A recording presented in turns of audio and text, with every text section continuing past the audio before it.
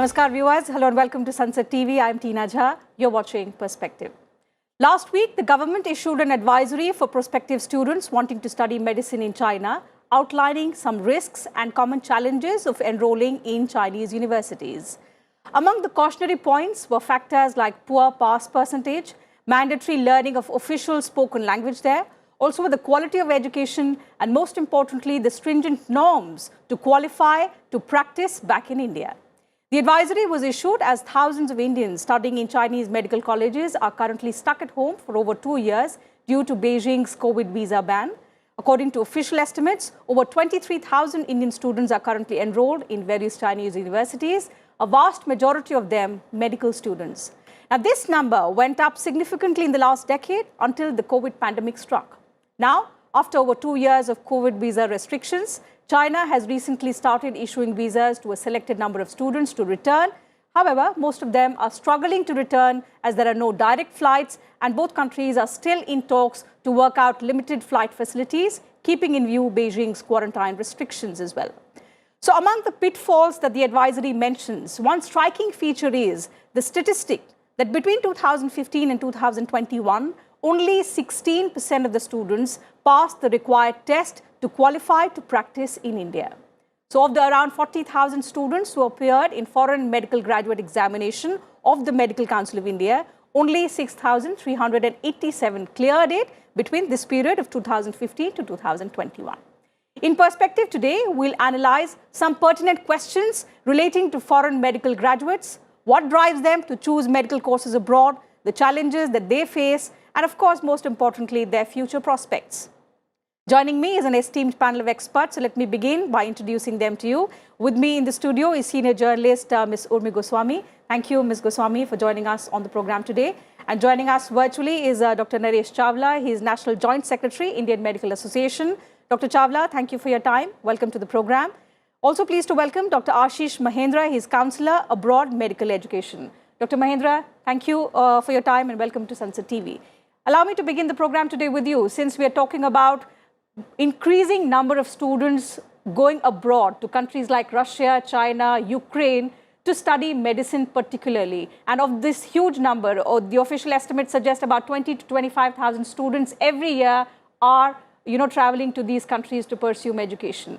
So to begin with, let's try and understand what are the factors that are driving Indian students to flock to these countries to become medical professionals. For your question, we have to just see the root cause, and the root cause, if you see this year only stats, more than 18 lakh students have appeared in NEET UG, and almost 9,80,000 have qualified. If we see the medical structure in our country, approximately there are 92,000 MBBS seats in India. When we speak doctors, there is only one course, that is MBBS. Other than that, all are used courses. So out of 92,000, there are somewhere around 45,000 are the government seats and remaining are private seats. So less than 600, if we see the cutoff from last 3 to 4 years, less than 600 marks, it is very hard to get even category student, OBC, SC or general category student to get a government seats. So seats are less, then private seats are very much expensive. It is above than affordability of a middle class. It is approximately 80, 90 lakh and above 1 CR. So it's not affordable. That's why there are a lot of aspirants and students who want to become doctors. They have no choice. Like 9,80,000 students who have qualified NEET, and they only 92,000 seats, out of which 45,000 are private seats, which are very, very costly. They have no choice. They have to move abroad only because if they have to complete, whether they have to meet their dreams, so they find an easy route to get a cheaper option in abroad. Okay, so I'll come back to you to understand, because you perhaps have played an important role in sending students also to all of these countries and the kind of challenges that they face. But first, let's look at the domestic factors. You've spelled two important factors, and let me take that across to Ms. Urmi Goswami: affordability and the demand-supply gap. So close to 9 lakh people have, students have cleared the NEET exam. Just last week, the results are out. Only about 90,000 seats available in the 612 medical colleges in the country. Are we running short of seats? Can we increase these seats to solve this problem of our students flocking to other countries? Okay, so there are two parts to it. I'll first quickly address the question of going abroad and the numbers. You mentioned the statistics between 2015 to 2021, 40,000 foreign educated medical graduates took the exam to qualify to work in India, right? And the other figure you mentioned was every year for the last decade about 20 to 25,000. Now, if you do the quick math, that's like 40,000 over this period of 7 years means about roughly 6 to 7,000 students per year. So explain to me where the remaining 13,000 went every year. So clearly there's a large number of the people who are going abroad to study who are not thinking of coming back. So now let's recalibrate the question about how do we meet the aspirations to become doctors who want to practice in this country and are not finding seats and therefore they're going abroad. That's a smaller universe of people as we are noticing. And yes, we do need to increase medical institutions. And there are ways to do it. You know, you convert a lot of our district hospitals into teaching hospitals. We keep hearing of the plans that the government is talking about or has in store. We need to see how those plans actually sort of pan out. Even when you're talking about private institutions, if you do a map of private institutions, you'll realize it's concentrated in some states. So therefore, again, there is that mismatch of access and demand. So how do we increase? So that's a real problem, the one you mentioned about needing to increase the number of seats, medical education seats every year at the MBBS level, that's the undergraduate level, so that we have the need, we can meet our need for doctors, because that's again not met.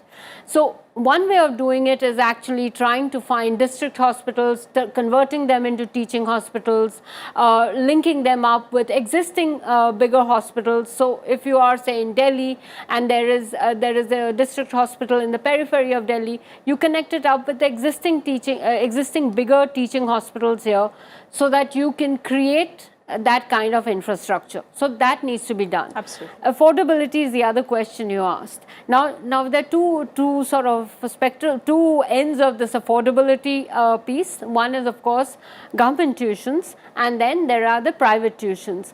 Can we have a system whereby actually you convert on the government side, you start charging more, but but support students with free ships, stipends, opportunities to earn, so that they can actually, so that you can meet, and scholarships, so that then those who really need the support get it, those who can afford to pay are actually paying. We have tried this to some extent. We have tried it with the IITs while increasing the tuition fees, but increasing the number of free ships, scholarships, and support, and student support. Maybe that's the other thing we can do. So that's how you can address the Absolutely. affordability. I think this trend, Dr. Chawla, has become visible only after, you know, the Russia-Ukraine war and after the pandemic. It's not that students began migrating over the just last 1 decade or so. Indian students have been traveling abroad to study different courses, and particularly medicine, because a lot of these medical students were stranded, they made headlines, and that's how now today it's being spoken about. For the aspirations of a new India to be realized, we need to strengthen our ecosystem. So, you know, if we cannot meet the aspirations of the younger generation, of the demographic dividend, if you're not able to harness the potential, and if our students keep flocking to those countries, and as Ms. Goswami pointed out, if they're not coming back, it's a worrying trend for us, isn't it? Look, there are three ground realities. First thing is, to craze to become a doctor in India is very high. Number two, the requirement of doctors in India is still very much there. According to WHO, we should have one doctor for a population of 1,000. Third reality is that the government colleges apart, the private medical colleges in India are extremely expensive. The average rate for a graduate of modern medical system undergraduation is around 1 CR, 1 crore. Whereas, as far as I know, my knowledge goes, be it China, be it Russia, be it Kazakhstan, be it Kyrgyzstan, be it Ukraine, the average rate is hardly 15 to 20 lakhs. So that is the reason, and I am openly saying, I'm in practice for the last 40 long years. All Indian medical colleges are many times better than any of the foreign medical college, many times better, openly saying, be it in China, Russia, or anywhere. So student, why do they go there? They go there because they can afford it. So affordability is one thing. That is why they risk their lives also. They tend to be away from their families also. And they study in a place where English is not the dominant language. The language is either Chinese in China, Russian in Russia. So even then the people are going in big numbers. You rightly said this has been exposed only after when the Ukraine war started. Otherwise, it would have not known. And third thing, we should not forget the pass percentage of the foreign medical graduate test is hardly 10 to 12%. That means even after having spent 5 to 7 years in a alien land, they come back and they do not still become doctors. It is another matter. Many of them tend to become quacks and they still open their clinic and shops, becoming illegal doctors. So these realities have to be taken in cognizance by the Indian government and everyone. It is a huge wastage of human resource when a person goes there, studies 6 years, comes back, and don't forget. Cost is something that all of you have spoken about. It's one key factor which is driving students abroad. And the less number of seats. We have more aspirational people who want to become medical professionals. The required number of seats is too less. So perhaps these two factors pushing students to, go to other countries. But Dr. Mahendra, let me come back to you and understand on all of this concern regarding the quality of education.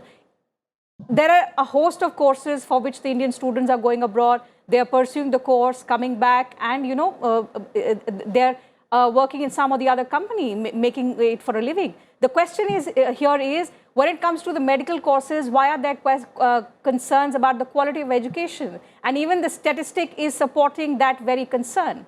So is there a shortcut that these universities are, adhering to, which perhaps is not applicable to the Indian medical fraternity, and that's why they're not able to make it when it comes to practicing back in the country?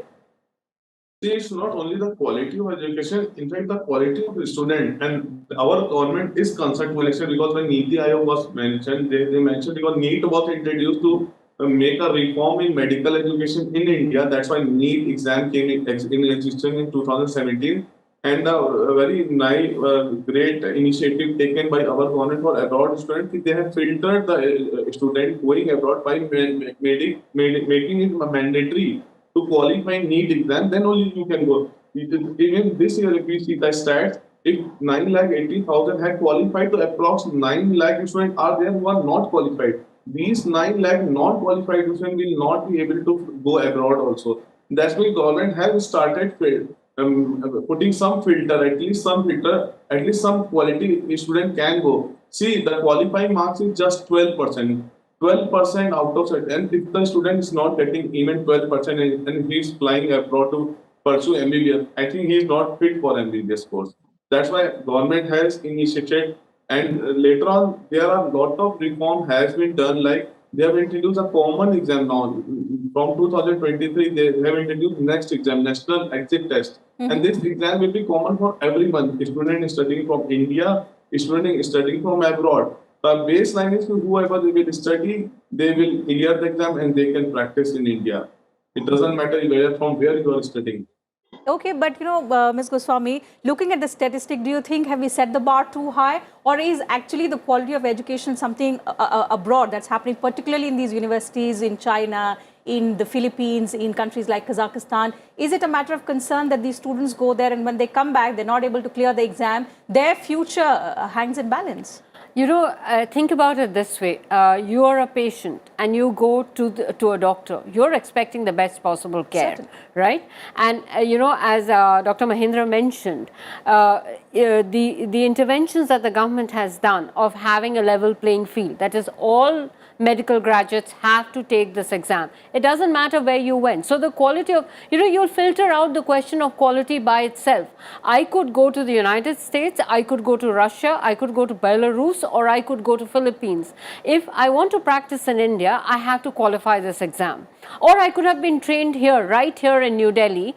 But if I want to practice in this country, I have to pass this exam.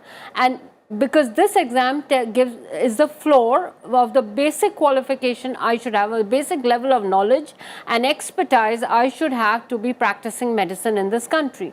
So in a sense, it's neutral. No, it doesn't privilege one country or one system over another. It just privileges the person's ability and expertise against a need to practice medicine in a safe manner so that patients are not put at risk, because that is what we have to ensure. That is what the government needs to ensure. It is true that there are aspirations. I can aspire to be a rocket scientist, but I may not have the capacity to, and therefore that other intervention of that everybody who wants to study medicine anywhere in the world, if you choose to come back to this country, or if you're leaving this country and going, you should take the NEET exam. If you qualify the NEET, then you can go and study anywhere. That means what? You have the basic aptitude.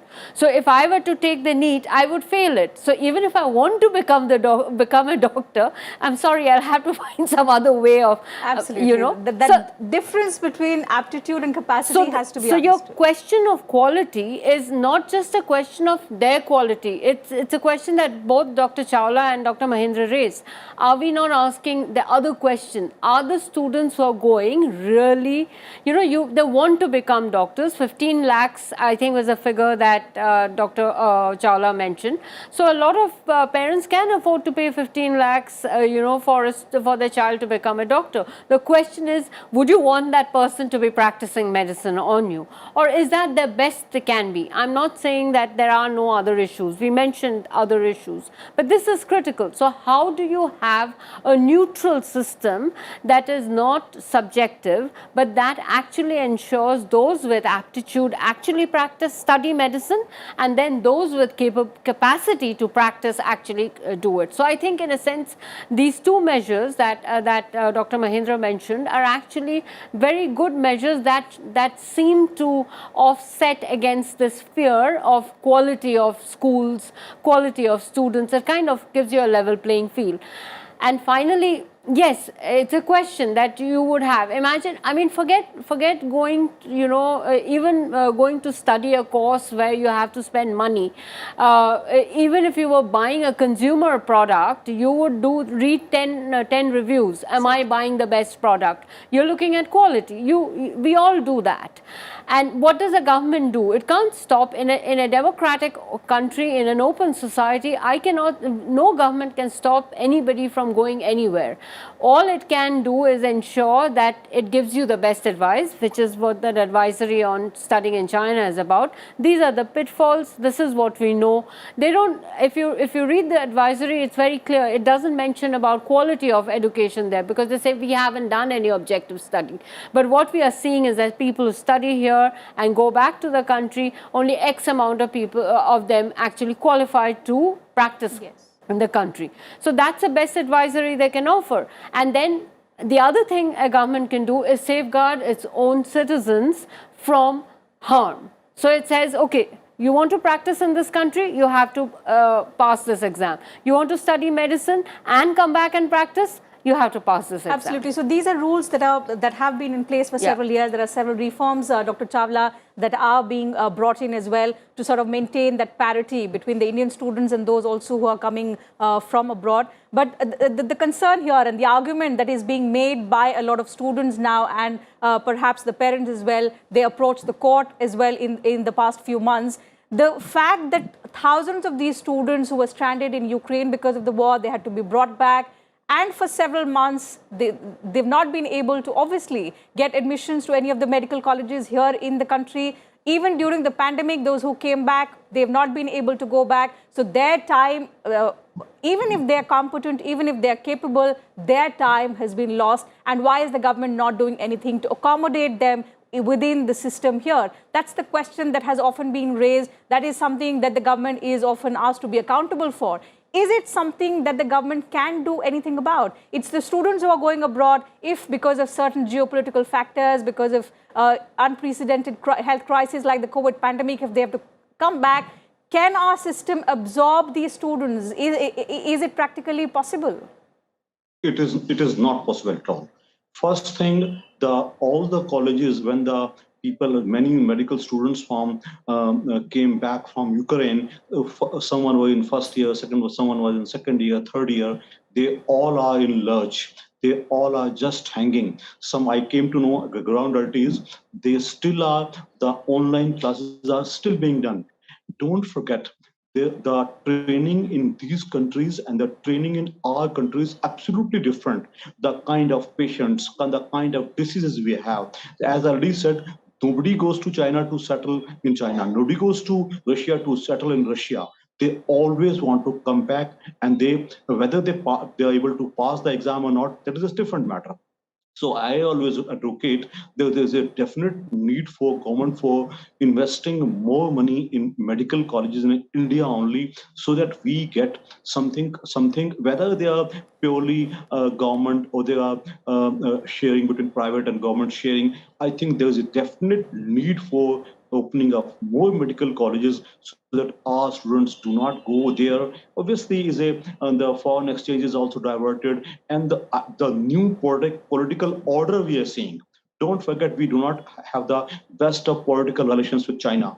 Don't forget that the world order in Europe is changing altogether. So why do our students at all need to go to these countries if we can absorb them in our own country at some affordable rates? I think that is what the effort of all of us should be. Not only the government advisory, what we are doing on your media, on your television, what we are doing in social media should be a huge driving force to tell people that they need not go. And let me tell you honestly, even the worst of Indian medical colleges better than the best of medical colleges in all of the four places.